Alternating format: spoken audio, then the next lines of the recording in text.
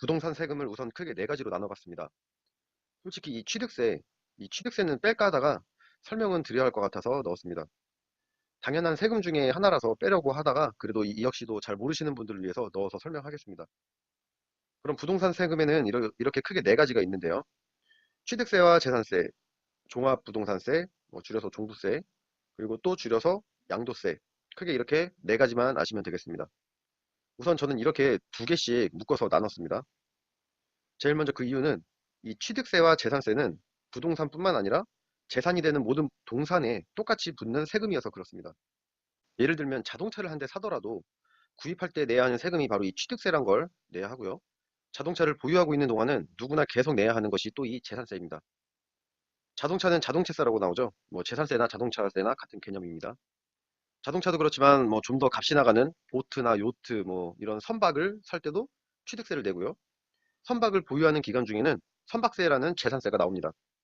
이렇듯 취득세와 재산세는 재산의 가치가 있는 것들을 구입하고 보유할 때 내야 하는, 오늘날 자본주의 국가에선 어찌 보면 당연하게 내야 하는 세금인 거죠. 그런데 여기서 중요한 건 부동산에서의 이 취득세와 재산세는 감면 또는 면제라는 혜택을 받을 수가 있습니다.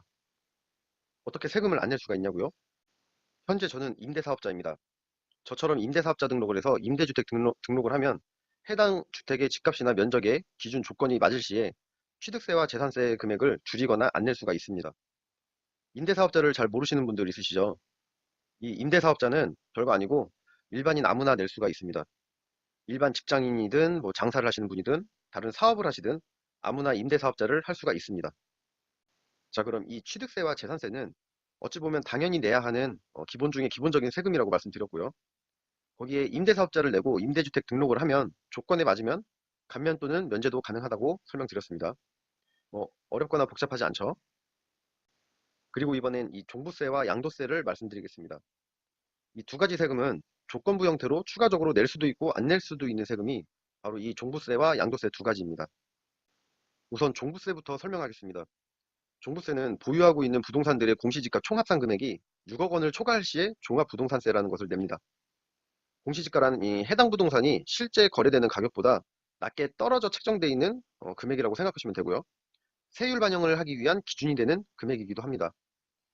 예를 들어 실거래 가격이 3억인 빌라가 있다 쳐보면 9억이냐 신축이냐에 따라서 달라지긴 하지만 보통 실거래 가격에서 낮게는 40%에서 높게는 70%까지 책정됩니다. 그런데 이건 또 지역마다도 다르고요. 부동산 정책이 바뀌면서 달라질 수도 있으니 참고하세요. 아무튼 이런 공시지가 총합산 금액이 6억 원을 넘기면 그 초과한 금액에 대한 세율을 적용해서 종부세가 나오게 됩니다. 저의 경우는 이 합산 금액 6억 원을 진지게 초과해서 종합부동산세를 내고 있습니다. 제가 초과한 금액을 계산하기 쉽게 1억씩 끊어서 환산을 해보니까 초과 금액 1억 원당 10만 원에서 한 15만 원 내외로 책정된 것 같더라고요. 예를 들어 제가 보유한 부동산의 공시지가 총 합산 금액이 10억 원일 경우 6억을 초과한 4억에 대한 종부세 세율을 적용해서 적게는 40만 원에서 많게는 60만 원까지 1년에 한 번 내게 된다는 말이 되는 거죠.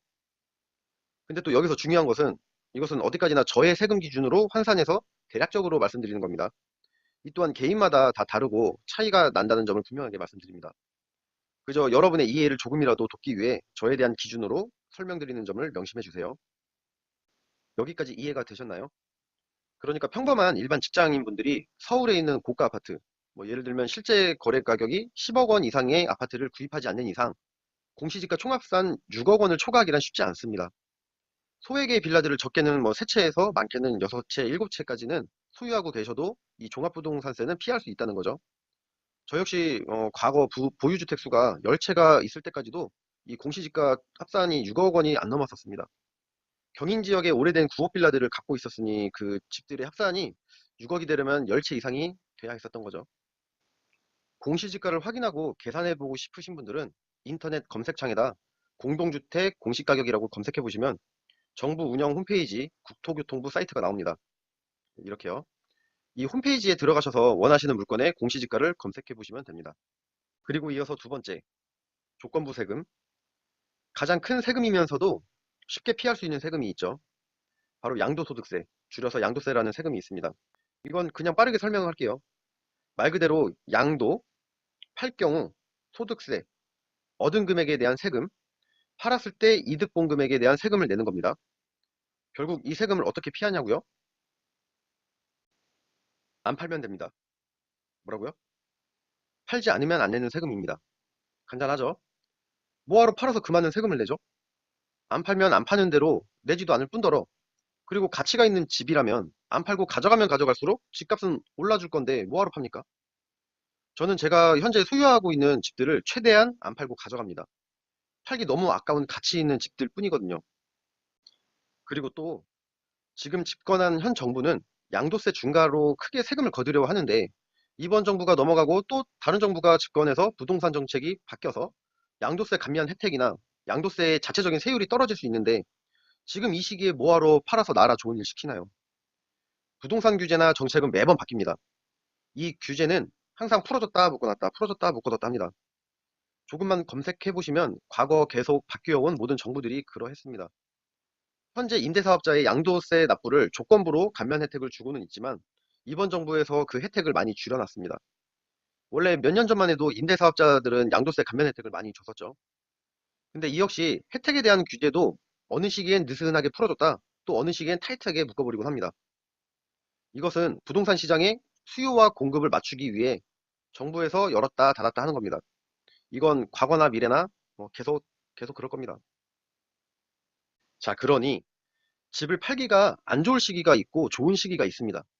팔기 좋은 시기, 즉 규제나 정책이 팔자 쪽으로 기울어질 때 그때 팔면 되는 거죠. 우리가 흔히 말하는 강남 부자들 있죠. 강남에 있는 부동산 부자분들, 이 정부의 양도세 중과세에 눈 하나 끔찍하실 것 같으신가요? 그분들도 부동산 투자자들입니다. 안 팝니다. 안 팔면 그만인 양도세 따위 무서워서 집을 안 살까요? 그분들이? 콧방귀도 안 끼고 그냥 사댑니다. 이 양도세는 그냥 안 팔면 안 내는 세금이니 일단 여기까지만 간단하게 정리하고 넘어가겠습니다. 자, 부동산 세금은 여기까지입니다. 여러분들이 그 무서워하고 아까워하는 세금은 여기까지가 답니다. 어려운 거 없죠? 엄청나게 많은 세금을 내야 할 것 같았었는데 생각보다 낼 게 없다 생각 안 드시나요? 그럼 다시 한번 총 정리를 해보면, 이 두 가지 당연한 세금이라 말씀드렸죠. 누구나 부동산이나 동산을 취득 시 똑같이 내는 세금, 취득세와 재산세가 있었죠. 하지만 임대사업자 등록을 하면 감면 또는 면제 혜택이 있습니다. 그 다음 종합부동산세, 줄여서 종부세, 안 낼 수 있는 피할 수 있는 세금이죠. 공시지가 총합산만 잘 계산하면 몇 채를 보유하던 6억 원만 초과하지 않으면 안 내는 세금이라고 말씀드렸죠. 저 역시 저렴한 빌라들 10채 보유할 때까지도 안 냈다고 말씀드렸고요. 근데 한번 생각해 보세요. 또 까짓 거 6억 원 초과해서 종부세 낸다 한들 그만큼 내가 좋은 집 많이 갖고 있어서 집값이 올라주는 거에 비하면 종부세 이거 몇 푼 안 되는 금액 까짓 거 내버리자고요. 저는 그렇게 그냥 내고 있습니다. 제가 보유한 부동산의 값어치가 얼만데 그깟 돈 내고 맙니다. 저는요. 구더기 무서워서 장 못 담그는 거 아니잖아요. 진짜 부동산 투자를 하는 사람들은 세금 무서워서 집을 안 사고 하지 않습니다. 곰곰이 한번 생각해 보세요. 그리고 만약 일반인들이 이 종부세를 납부하게 된다면 그분은 이미 일반인이 아닌 투자자인 겁니다. 부동산 투자자 말이죠. 부자가 될 수 있는 반열에 올랐다 생각하시면 되겠습니다. 그리고 마지막 양도세 안 팝니다. 끝. 그리고 제가 생각하는 세금에 대해서 얘기 좀 하고 넘어가겠습니다. 세금은 어디까지나 개개인이 벌어들인 만큼 내는 겁니다. 내가 부동산에 투자를 했는데 값이 많이 올랐으면 많이 오른 만큼 세금을 더 내는 거고요. 값이 조금 오르거나 이득을 못 봤으면 그만큼 조금 내거나 안 냅니다. 그런데 이 세금이란 것을 태질적으로 거부하고 기피하시는 분들이 계십니다. 그냥 죽기보다 싫어하시는 분들이 종종 있으세요.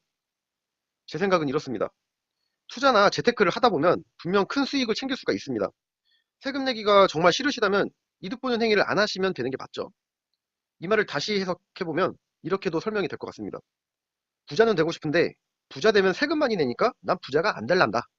이렇게 말이죠. 한번 곰곰이 잘 생각해 보시길 바라봅니다.